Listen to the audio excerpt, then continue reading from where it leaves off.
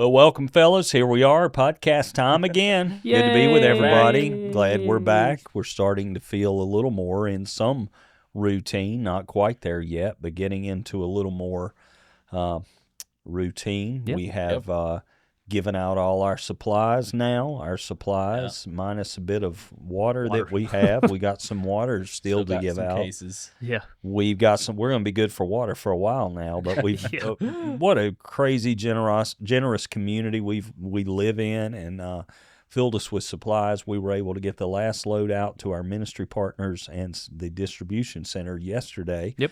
So that part of our recovery effort is done, and we sent a whole group out today, this morning. Great group from Eastern North Carolina came up, from Henderson, from Siler City, came up, and they're sheetrocking houses now up in Fletcher area, and we're excited for them. And then another group from our church, I did have some of my family came up this week from Eastern North Carolina, Central North Carolina, and they're out chainsawing today, and we have a good group from the church out cleaning up homes and yards and places all around. So That Eastern North Carolina group, man, that's a great place over there. Good group, good people come from Eastern North Carolina. they do they? They do. Greg may be from Eastern North Carolina himself. He is. Greg's from around Raleigh, and they are a great group. I've gotten to have dinner with them the last couple nights, and what a great group of people they are, and they're out working hard, all of them today. So thankful. So thankful, so proud of what God's doing in His church all across our community. Just seeing great things. It was an incredible weekend this weekend. It was just so many people here. We were just shy of about 1,800 people with us over the weekend, which was crazy. Yeah. And the giving has been off the charts too as well. People have been so generous. Our both giving to the church here and to the disaster relief effort. I think the last I checked, we were over $190,000 that had been given for disaster relief. Big time. And we're excited to begin working with that to touch our community. We're going to move in. We're in a phase now of just rebuilding, clean up, chainsaw, and then we're moving into the phase quickly when we're going to be out there financially helping. So really excited to do that. And so it was a good week. We had a great time being back. It was kind of the second I always label my sermons something in my notes to remember what they were, and the first week was called Hurricane Sermon Number 1, which was not really a sermon. This was called Hurricane Sermon Number 2.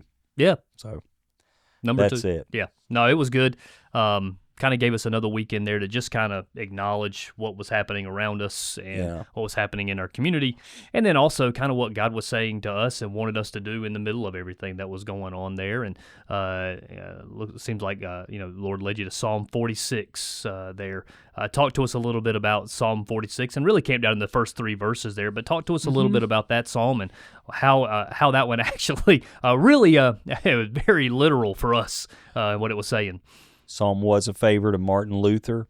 His companion there, his ministry cohort there, Philip, was with him. And often in times of trial, he would say, Philip, let's sing the 46th Psalm. And they would sing it. And that became the great hymn of the church for a long time. A mighty fortress is our God. And such a powerful psalm. It's a song written in 3 stanzas. I think it's like 3 verses each. Make up the stanzas. It's very clearly marked with the interludes there. And it's just a powerful expression of God as a fortress to His people in times of storm and in times of trouble. And I was blown away by verse 3 where it said, when the mountains tremble as the waters surge. That was just like, hey, we went through that a couple weeks ago. The mountains were trembling and even sliding, and the waters were certainly surging here. And when you read that psalm, it sounds like hyperbole. That the psalmist is saying, when the unimaginable things happen, God is your refuge and strength. The only difference for us is that unimaginable became our reality here in the mountains. And we can still say with Psalm 46, even though we've seen it and been through it, that God is our refuge and strength. He is a mighty fortress. And I just want to say how incredible it's been to be a part of the church, not just Upward, but the church here in Western North Carolina. The church has risen up and been the church in this hurricane, in this aftermath. The church has really impacted our community over the last going on 3 weeks now. The church, everywhere I go, large churches, small churches, and everything in between, you see parking lots with supplies and all kinds of outreach going forth, and other churches coming from all over the country here, and Christian ministries coming from across the country here, and it's just been incredible to see. Yeah, it really has. We definitely saw it the first week we came back, but especially this past week with how many people were here. It feels like the best church that happened wasn't even necessarily in the room listening to a sermon. It was just people being around each other. Yep. And you realize how much you want that after a time like this, where so that might have been taken away from you for days, or even a week, 2 weeks. And you realize how much you miss it, and I think that's one reason of why we had like such a large crowd. And I think another one is just people recognizing what you just said, that the church really did have an impact in the community, and people wanting to go and experience that maybe have not been before. I don't know how well we track first-time guests after all this the last week, but it wouldn't surprise me at all if we had people who came to church this past week who their first introduction to us was getting a hot shower 2 weeks ago. We did have a lot of that. A lot of people said, several anyway. I heard reports from our volunteers of people who said, I'm not a believer. I don't attend church. But seeing all this and the way you're serving our community, I'm going to come see what's happening here. One lady, I think, said, I'm not a believer. I believe they said they were an atheist, perhaps, and just said, I'm an atheist, but I got to come to this place and just see how I feel for a service, which I thought was a huge win if she, or he or she, I don't know which it was, but felt the love of Jesus here and just felt compelled or drawn to come back and see what it was like. That's a win, not just for Upward, but for the church as a whole. And I would guess that our other churches around the community are feeling that same thing. They reached out and people said, I got to come check this out. Well, what was kind of one of the amazing things, too, is that you had so many people that were out here that were volunteering over the last several weeks, volunteering of their time and different things like that, when they could have been working on their own homes or working in their own yards trying to get things cleaned up. And so many people I would talk to is like, I've got this going on at the house, but this is where I feel like I need to be. This is what I feel like I need to be doing right now, is trying to give back and trying to help. And I think I'm probably just as blown away by that, about the unselfishness of people and the desire to serve in some capacity, to make a difference, to help others. That was one of those wow moments for me this past week. Was like, oh man, this right here is the community that we've longed for and that wanted to see actually taking place right before our eyes. Yes, it's been horrible and tragic and terrible, but man, we're also seeing God bring about some amazing things and taking place through His people. I have seen people whose homes are unlivable currently, who gave to the disaster relief fund. Right. And I'm thinking, wait a minute, we need to be giving to you, and we certainly will be helping families like this. But I thought, out of the midst of your own chaos, you decided to be generous.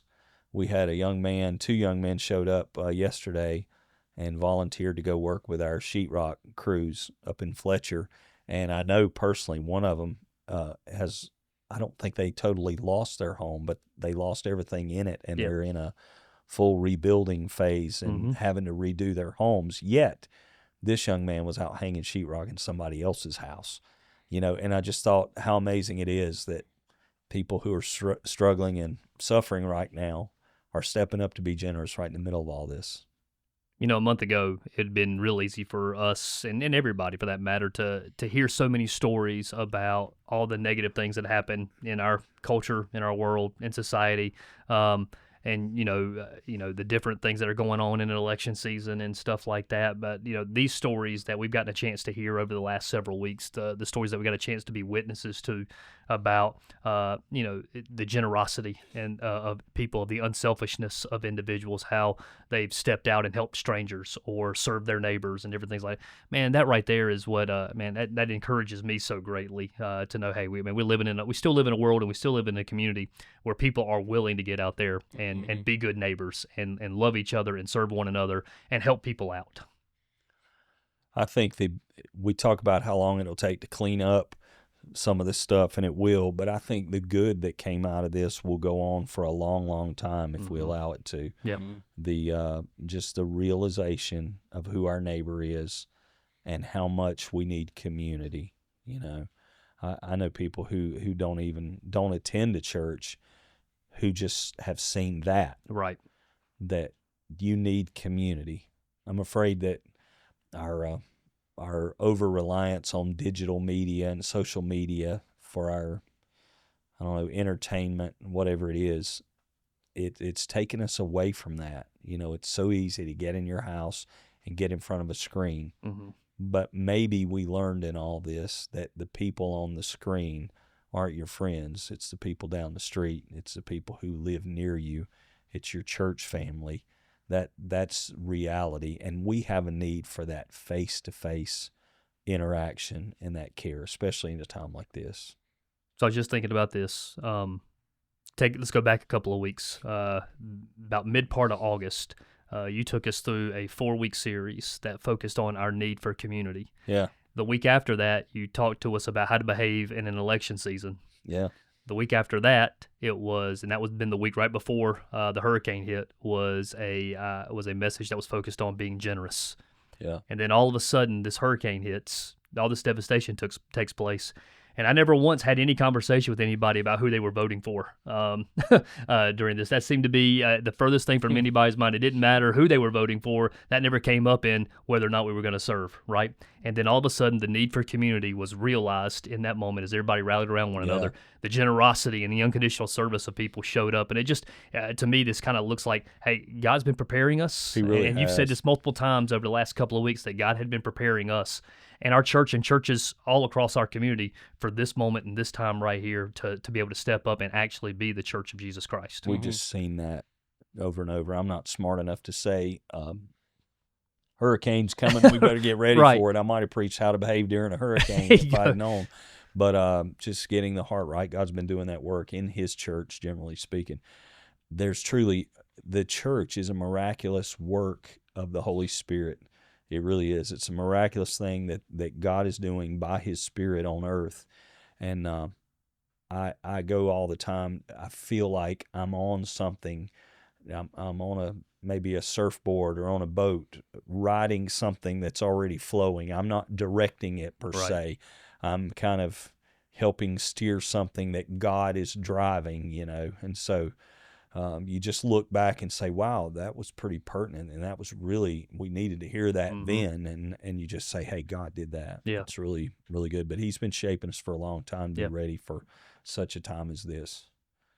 And we've been there. Yeah. I think we've been there. I think looking back on it, I just want to say, I don't want to sound prideful, but there's part of me that wants to say we did it. I know God did it. Jesus did it. He brought it about. We're nothing without Him. But I just would like to say, hey, it's been so good to see that we stepped up and were what we needed to be to the community, along with many other great churches. I still celebrate the connections I made with other local pastors, if nothing else by text. Sure. We were texting each other, what do you need? What do you need? How are you handling this? When are you stopping? What are you doing? And so those relationships will continue.